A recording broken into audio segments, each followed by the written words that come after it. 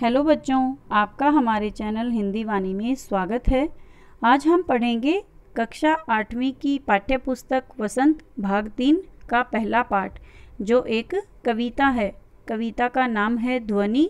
ध्वनि का अर्थ होता है आवाज़, तथा इस कविता के कवि सूर्यकांत त्रिपाठी निराला जी हैं।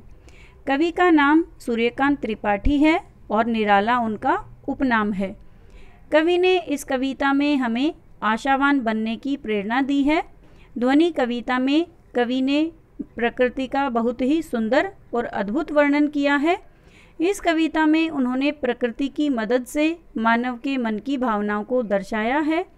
कवि ने कहा है कि अभी तो उनके वसंत रूपी यौवन की शुरुआत हुई है, यानी उनका जीवन अभी अभी शुरू ही हुआ है, अभी उनका अंत नहीं होने वाला।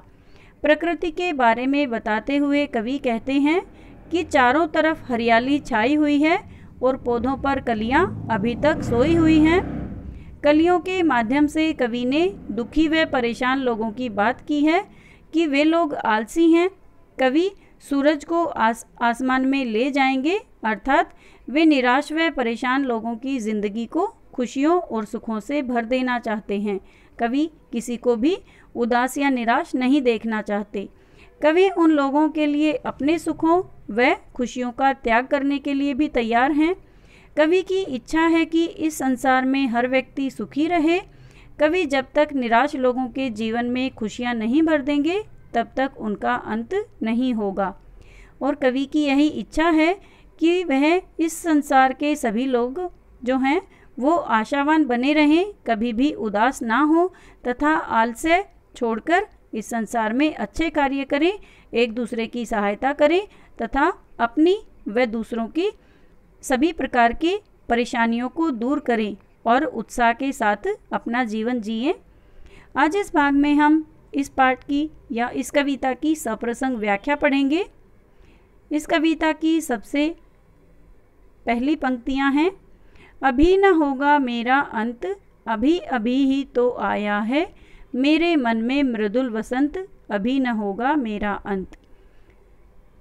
कवि सूर्यकांत त्रिपाठी जी ध्वनि कविता की इन पंक्तियों में कह रहे हैं कि उनका अंत अभी नहीं होगा। उनके जीवन में वसंत रूपी यौवन अभी अभी ही तो आया है। इन पंक्तियों में कवि छिपे हुए तरीके से कह रहे हैं, या उनके कहने का तात्पर्य है कि उनका मन, कवि का मन जोश और उत्साह से भरा हुआ है। वे समाज के लोगों के लिए कुछ करना चाहते हैं और जब तक वे अपने लक्ष्य को पा नहीं लेते, वे हार नहीं मानेंगे। इसी प्रकार सबको कुछ अच्छा कार्य करने के लिए प्रेरित करते रहेंगे। कविता की अगली पंक्तियां हैं, हरे हरे ये पात डालियां कलियां कोमल गात, मैं ही अपना स्वप्न मृदुल कर फेरूंगा निद्रित कलियों पर, जगह एक प्रत्युष मनोहर। ध्वनि कविता की इन पंक्तियों में कवि निराला जी ने प्रकृति का बहुत ही सुंदर चित्रण किया है। कवि कहते हैं कि चारों तरफ हरे भरे पेड़ हैं और पौधों पर खिली कलियां मानो अब तक सो रही हैं। मैं सूरज को यहाँ खींच लाऊंगा और इन सोई कलियों को जगाऊंगा। जिस प्रकार से सूरज की किरणें आने पर कलियां फूल बनकर खिल जाती हैं, इसी प्रकार से कवि ने कहा है कि वो सबको जागृत करेंगे, उदास और निराश लोगों को इस प्रकार से जगाएंगे या इस प्रकार से उन्हें प्रेरित करेंगे कि उनके मन का आलस्य दूर हो जाएगा और वो इस समाज में अपना योगदान देंगे। इन पंक्तियों में कवि ने हारे हुए और निराश लोगों को सोई हुई कलियां कहा है। जिस प्रकार सूरज के आ जाने से सभी पेड़ पौधे और कलियों में जान आ जाती है और वे फूल बनकर खिल उठते हैं, ठीक उसी प्रकार निराला जी अपने प्रेरणा रूपी सूर्य से या वो सबको प्रेरित कर रहे हैं जो एक सूरज के समान है।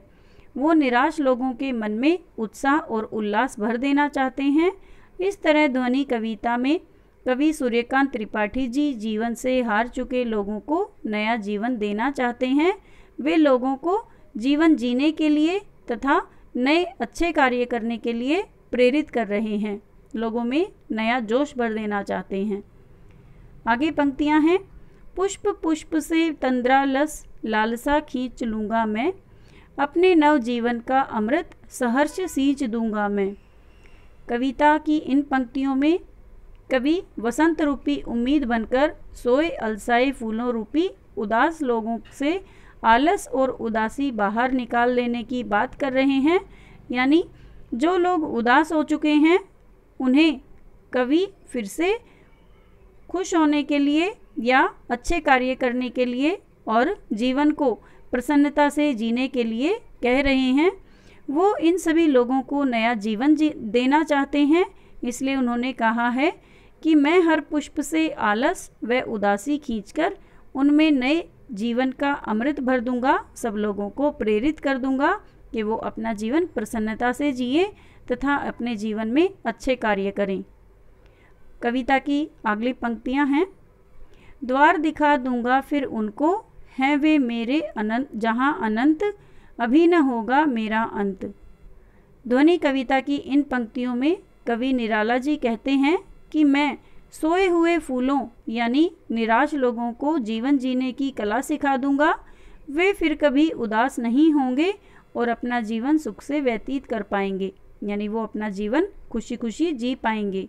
कवि का मानना है कि अगर युवा पीढ़ी परिश्रम करेगी तो उसे मनचाहा लक्ष्य मिलेगा और इस आनंद का कभी अंत नहीं होगा। इस प्रकार कवि कहते हैं कि जब तक वो थके हारे लोगों और युवा पीढ़ी को सही राह नहीं दिखा देंगे तब तक उनका अंत होना असंभव है। यानी कवि इस कविता की शुरू से लेकर अंतिम पंक्तियों तक आशावान बने हुए हैं तथा लोगों को प्रेरित कर रहे हैं कि वो कभी भी अपने जीवन में उदास ना हो।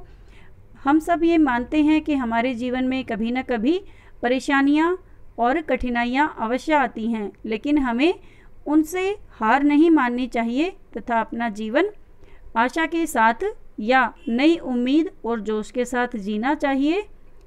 उम्मीद है बच्चों आपको कविता की ये सप्रसंग व्याख्या समझ में आ गई होगी।